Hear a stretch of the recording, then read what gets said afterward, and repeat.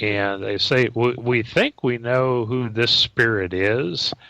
A little girl, she didn't live here, but it was her grandparents' house. And the poor little girl, she died in 1882 or 3 of a case of bone cancer. Oh. Very, very tragic. Well, have you ever tried to talk with her? I have. As a matter of fact, just today when I got out the ghost detector, which I really don't usually do here, but because of the bird I did. But I put out once, and I think perhaps Barb or Kat suggested this the first time I was on your show, putting out one of the little the things that are almost like a bed of nails, that you can put your handprint in, as a kid's toy. Right. Mm-hmm. And I was having problems with, I couldn't leave my touchscreen computer on and leave the room, so I would come back and all sorts of things would be open. So I obtained, actually my son, when we discussed it, got me one of these things. I put it on my desk in my office. Nothing happened. The first night I put it in front of the keyboard. When I came down the next morning, there was a child's handprint. Really? Yes. Wow. Looked to be about a 5 or 6 year old, maybe 7, about the age of the little girl who died. Well, I'd take my recorder and, next time you sense that she's around, ask her some questions and see if she'll talk with you. We've been a little leery of investigating here because we have such a good, I guess, kind of a live and let live situation that I'm very, very hesitant to investigate here. Wow. But it's interesting, though. It's very much so. Yeah. And does it seem to be the same people? We have what seems to be a very mischievous spirit who often hides things. Things move that sometimes we will never find them, or you'll find them someplace you didn't put them. For instance, one time before we moved in, all the straight slotted screwdrivers, I had a workbench set up in the living room. All the straight slotted screwdrivers were missing from the drawer one day. Not the Phillips, just the straight slotted, and I found them all tucked away at odd places over the next few weeks. I eventually recovered them all. You can't explain that. Yeah. So they're just essentially screwing around with you. Yeah, it's exactly it. Very, very mischievous. I mean, and the one that gets a lot of laughs, but it really happened. I was working out back of the house, and I was bent over, and apparently the elastic of my underwear was showing, and my underwear was snapped, and nobody was around. This was not gentle. This was forceful, and there was nothing that could have caught on. Nothing that could explain that.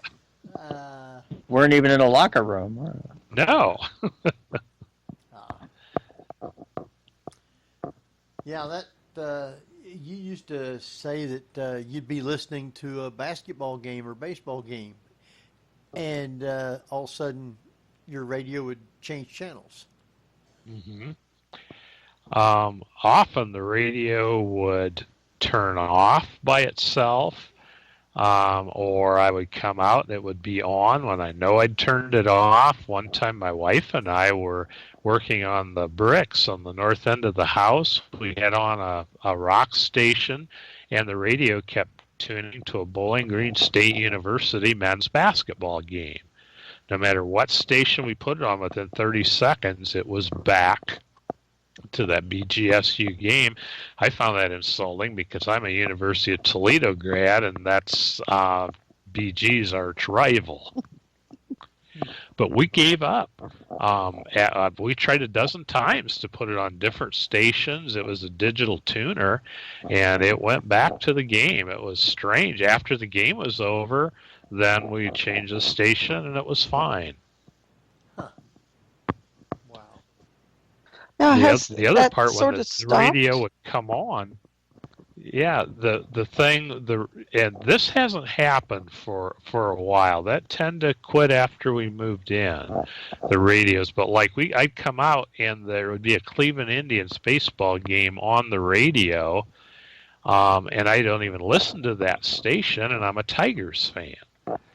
So this just, uncanny, different. We had a contractor doing some work, and he said that the radio would be on when he would come out, and he knew it wasn't on when he had left the night before. Huh. Wow. Oh, all I can say is it's a good thing it didn't tune to a Yankee game, because then it really would be demonic. Yes, I tend to agree. Do you think that they were interested in those games specifically, or do you think that that's how they were trying to get your attention, and now that you're paying attention to them, they don't have to do that anymore? Yeah, that could be. I really don't know. At least twice the Indians games were on, maybe more. The thing with the Bowling Green was a one-time thing. One of the most significant things that happened to me early on, I was working in the house. We didn't have electricity to the house. The wiring was quite old. We didn't trust it.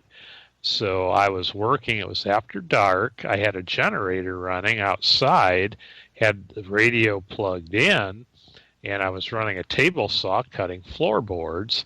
And every time a rather loud rock song came on, the radio turned off. And it got a little bit irritating. And after the third time it did this, this is the first time I ever did this. I spoke out loud. I said, "Look, leave my radio alone. I like this music. Don't turn off the radio." So I turned it back on. I worked a little while, and I remember this song specifically. It was Elton John, "Saturday Night's All Right for Fighting," came on. The radio did not turn off. The generator outside turned off. I stood in the dark and just laughed. That'll teach you, young punks. And the generator was fine. I went out, fired it right back up. It wasn't out of gas. Just the switch had been flipped. Huh. Wow. A playful spirit. At least. Well, definitely a subjective music critic. That's Yeah, not an Elton John fan. Yeah. Well, at least they're not bad spirits. Put it that way, which is good.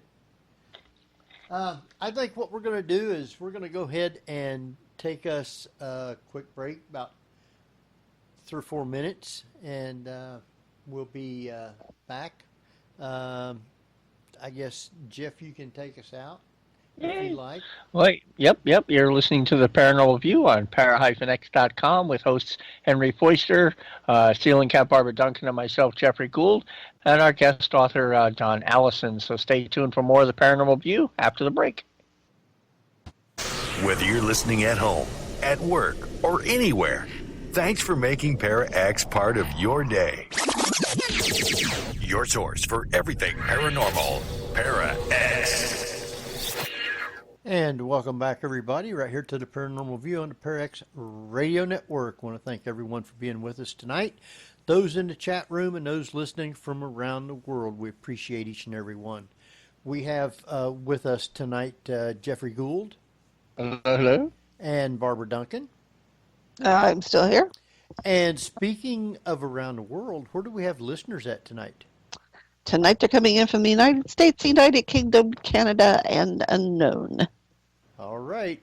That's one of them unknown things again. And we have with us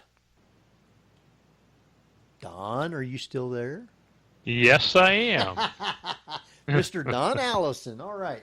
All right. Now, you work on the newspaper. You write articles basically on what? I still do a weekly column called On My Mind. It's just whatever topic strikes me. I have recently retired as editor there at the daily paper to focus on my book writing. When you was writing articles, do you ever write anything about the paranormal for the paper? A little bit, not very much. When Diane and I took a trip to Gettysburg after we'd purchased our house, I arranged to have an interview with Mark Nesbitt. And we talked with Mark a little bit about what was going on at our house. He assured us, no, we're not losing our minds. And I did write a story on that interview. But that, other than talking to some folks about some legendary hauntings through the years, that's about it for the paper. But the papers supported my paranormal writings. They've, carried the books for sale. They've done stories, interviews with me as the books have come out and so forth, and covered some of the events where I've spoken. And go ahead, Barbara. We've talked a little bit about paranormal ghost activity. I don't know what kind of, if it's in an urban area up there or not, but is there any cryptid activity up there that you've been seeing? Are you interested in any of that?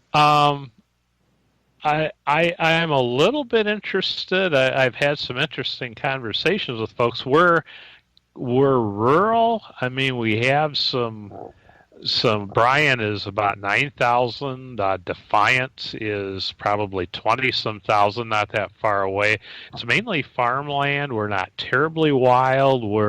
Some of the best farmland in the world is here. We're what used to be the Great Black Swamp, but not really cryptids. It was a big deal. We've had live bear come through. We've had cougars spotted. And that was kind of controversial because people wouldn't believe that we'd have a cougar, but they've proven that we have had them. Well, that's pretty good. But no, I guess not any Bigfoot up in that area or anything along those lines. No Bigfoot. Or there is. It's kind of interesting. There is a legend. We have actually Ohio's largest natural lake.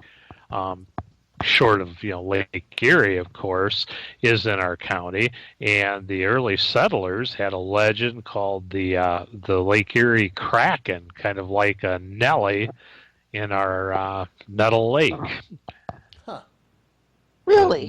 No sightings since like the 1840s that have been recorded, anyway. A kraken, as in a giant squid, or like a dragon-like. Oh. Loch Ness, monster type creature. I had never heard of that one. Has there been very much writing about that? I actually wrote about it once or twice through the years, and we had a young writer doing a Halloween story once within the last few years, and I had told him about it. He did his own research, and that was part of his story. But supposedly it had killed two young men in a canoe. They found the canoe and never found the young men's bodies, and that the Kraken was blamed for that. Huh. Well, how far are you from the Great Lakes? We're probably about 50 miles west of Lake Erie. So you're kind of like definitely below Michigan. Yes, we're only probably 10 miles south of the Michigan line. Wow. A little bit further west of Indiana. So, yeah, it's nothing to take a trip to Detroit or into Indiana. Well, now, how about, we've talked about cryptids and paranormal. How about UFOs? We have, through the years, had accounts of UFOs. There were a rash of reported UFO sightings here in the 1870s that I had ran across in some of my historical research.